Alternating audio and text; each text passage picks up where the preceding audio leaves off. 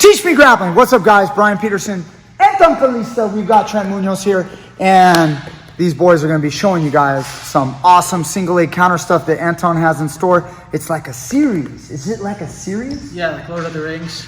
Okay, like probably like Twin Towers level. Like Last Battle in Twin Towers. Okay, yeah. All right. I like Star Wars myself, but go ahead. All right, so one of the things we've been working on this week, guys, is some single leg counters. All right, so traditionally, if Trent grabs a single leg, right, the first move that I want to do as he's picking my leg up is to get my leg back and my hips in. Right, to get my leg back and my hips in, start breaking his spine right here and getting my sprawl. So we started working on something called a limp leg, limp knee. Okay, it's a little bit different. He grabs my leg. As he's picking my leg up, what I'm going to do is I'm going to make sure my knee is over the top of his lock. My hand's kind of pushing on his neck or head, and I start turning my knee away. So I want Trent to feel like he's holding just my ankle, like this. Right? So as I turn away, I turn my knee down and away. Here, he's just holding my ankle. Now my hips come in. My hips come in, and I'm driving my knee to the mat, and I'm turning back. Again, he grabs my leg, pulls it up. I'm already here, and I'm up. Okay, the way this works, guys, is I want him to feel like he's just holding just my foot up. Right? The reason this works is because I turn my knee down. Right here, my leg is straight. Right? If he starts lifting it, right, putting it up, it's straight. See, it doesn't bend this way anymore. So I have to turn back the other way before he gets here. Right? As he's turning here, right, my knee comes down, and then all I'm doing is hips come forward, slip the leg, and I always turn the same way. Right? So if I limp leg with my left, I turn back towards my left leg. I don't want to turn this way to face. It's a bigger circle, right? And then he's just going to run me over, right? I go here, I turn, he's going to run me over. Right? He's going to double leg me. Or just grab my leg again. So what this looks like in a quick motion, we're here, he grabs my leg, pulls it up, and I just limp me up, okay? So again, biggest thing, just learn how to get comfortable facing away. Right, just for a second. We face away for a second, and then we turn back in. Let me say this real quick. This is great. Guys, it's very popular nowadays. Like, you'll see a lot of the MMA fighters, they use this to escape. And I just want to talk about briefly, this can be used in wrestling, but if you notice, Anton's got bare feet. I mean, Trent, how hard is it to hold on to those little bare feet? It's really hard, right? So the wrestling shoe actually, it makes it possible. It doesn't mean that you can't do it. Yeah. You can still hit this technique. It's a great move. But what I'm trying to say is, when we're barefoot, it increases our chances of making this move work, which makes it like just, I think it's one of the best counters you can do. It's like a cheat code. Yeah, it's like, exactly, it's a cheat code. That's a perfect description. Go ahead. Yeah, so we'll run a couple moves deeper into the rabbit hole. We're right here. So to stop the limp knee, what Trent needs to do, as he feels me turning and pushing away, see he's already doing it, his inside hand right there is going to grab the top of my foot. So go this way, actually. See where my foot is? See where he's grabbing my foot? So I start here. Now watch. Right now he wants my heel because he wants to pull it up and out like this. Now, when I turn, he no longer has my heel and I start kicking out. See how he catches my foot right there? Now my limp knee is not there. So what's the next thing? I'm diving down. I'm hitting the same exact motion as a limp knee, right? Hips down, turning back this way. But now I'm extending myself, right? Straight angle to the mat, here, and I'm facing back, right? So I'm right here. We go single. He picks it up. I limp knee. I don't get it. I kick, and I face. Okay? This is the exact same motion, guys. As I limp knee, catches, right? So he caught my foot. I dive down, not up. I dive down. Knee, hip comes in. My shin's gonna hit the mat, and I'm gonna turn. Right? And I'm turning the same way. Again, why? If I turn the opposite way, it's a bigger circle. Here he catches. He's gonna just run into me. right? Because I have to turn all the way around, okay? Sounds a little fun. You can be like a little panther. The timing on this really, really matters too. The way you pull. Can you go to that position again? I just want to kind of like throw in my little 2 cents. When Anton ends up doing that, go ahead, where you're about to get, it's not like he pulls his leg right now. Yeah, this is not getting it out. He dives, and then mid-dive he yanks, and it creates, it's almost like you add the forces. He's got the force of his body jumping, and then to add to that, he's got the force of his knee, like chambering his knee like this and pulling his foot out, and you add those together, the guy can't even hold it. Try to hold it, Trent. This is actually, we were discussing with Trent, right? If I just go down and then I try to kick, try to pull, I won't get it. The timing's wrong. Right? Yeah. Because I'm using this muscle to like it feels like your hamstring. You're trying to keep pulling it out, right? So instead, what do we talk about? Just like the limp knee, I turn down. When I dive, I hip in. I dive. My hands go first. My hips come second. My lower body comes third. Right? So watch. It's like a whip. Here, lower body. Turn. Right? So you can't hold on because I'm not yanking it out. I go hands, hips, lower body. Okay? Let's do one more. I don't know if they deserve it. Should we? We'll do one more. Okay, one more. Okay, so fancy schmancy. Fancy schmancy. We'll do one version of the fancy schmancy. Trying to think of which one. We'll do this one, okay? Okay, so right here, third part of the series. I turn down. He catches. I dive. He's gonna bear his weight on his heels. He's gonna catch my leg like a football.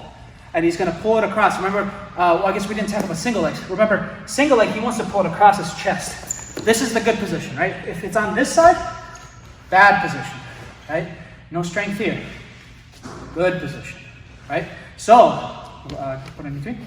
So I turn down, I dive, he's gonna catch it, and he's gonna shelf it on that side. And I turn back in, right? I kind of do it automatically now, right? So I tried to dive, he caught it, he shelved it, I turned back in. So immediately, the worst thing I can do here is go to my butt. Right? He's just gonna run me right over, okay? So this is used to post up, and now this is used to keep him at bay, whether it's the head or the shoulder. Because remember, he's gonna be fighting this arm now because he wants to catch up to this leg, and I gotta keep him at bay. Now this foot is forward, this is the one we're gonna go for. My right leg is gonna jump in and is gonna sit right behind his right heel. I don't want to, pull it in. I just want to trap it. It's just got to stay there. And then I'm going to run him over. Okay. So I'm going to trap this leg and I'm going to run him over this one. Right. And I want to come back up. I ran over my own foot because that's the only defense he has. Right. If I went here and I already ran him over and I stuck here, but I don't run over my own foot. Now he sits up. Now it's a scramble. Right. Now we're in the same position. So I have to get my foot on the mat. Right, and in wrestling we go cradle, right? Or just back step here. Or you can go into like leg locks. You could totally get into leg locks for the grapplers out there. But the way you want to think about it, it's like an ankle pick, right? So when we hit an ankle pick on this leg, right? I'm gonna pull him in, I'm gonna drop, right? And I'm just trapping his ankle and pushing his upper body forward. So if you think about it, all I'm doing, again, we go through the whole thing. Here, turn, he catches, turn around. Keep him at bay. I'm gonna trap this leg, and it's like an ankle pick. I'm gonna trap, pull, and I like to grab, you don't have to, but I grab and I'm immediately up on this leg. Right now, I don't know, where would the leg go? Can I just like power leg lock here, go knee bars? Yeah. Power knee bar? Exactly. Well, yeah, I mean, if you wanted to, you could throw your right leg right over, and just fall down, fall down, you're gonna have his knee in a bad spot. You're gonna have that leg right there. That's gonna be nasty on his knee if he doesn't know how to rotate. But it can also turn into a number of different heel hooks. Yeah. You got your. And you can always back step, right? It's like side control, right. Knee on belly. Get into knee on belly, get into side control. That'd be sweet. That's awesome. It's reminiscent of just, you guys could just go into like the scissor takedown. It's kind of like a modification. Yeah. It's like a modification of the Kani Basami, real easy on my knee. Just say, so once I'm here and I'm fighting like this, guys, you just as easy could throw your whole leg. So instead of just here, But actually, wrestling has, if we're on the mat, I believe legally, the high school wrestlers, you can't come off of both feet. you can't come off. But if it's no problem, we can just jump and then drop it in and then catch it here. You knew what I was doing? Yeah. Okay, good. If you guys ever do something like that, be careful of blowing the guy's knee out. You like how I asked him after I did it? But the point is, if you guys get in this kind of situation and you get here, you don't want that knee to blow. So the ideal position would be to go here, and then again, you're nice, ready for that inverted heel hook. You notice this leg is across to control the hip. So if he tries to rotate with the heel hook, it's hard. I can lock that down, and now he's done. There's nowhere to go. All right. Wait, no, that's sweet. But show it one more time the way you're doing it, because he's actually using a little trip with his instep on the ankle. Try that again. I want to see it again, because this is actually new to me. I'm learning tonight. Here, and one of the things we were talking about with the wrestlers, so we get here, right? You can still, if you feel like your opponent is coming into you, like there's no weight on his heels, so like I can't get him back as easily, you can still, get him, see, he let go, but I can still get him to go back on his heels by diving. Now he's on his heels, his weight's on his heels, now try to come back up. Yeah, it's nice. So the way we get him to lean, to go back, is by going forward. That's got a feel to it, guys. That's like pretty high level technique.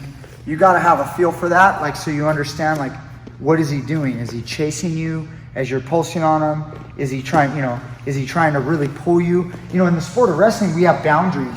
So sometimes a wrestler is looking to jump out and rotate in, and the other wrestler's like, I'm not letting you get away. Yeah, that football. Because sometimes Trent's holding the leg, and maybe Anton's on the edge like this. And sure, can Trent get a takedown if he just tackles right now? Yeah, but he's got to get his feet in.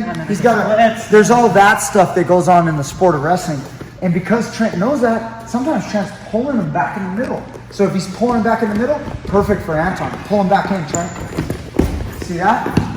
So there's a little that whole point about how it fits into the sport of wrestling, because we have these boundaries, and the boundaries matter because it could mean the difference between scoring and not scoring.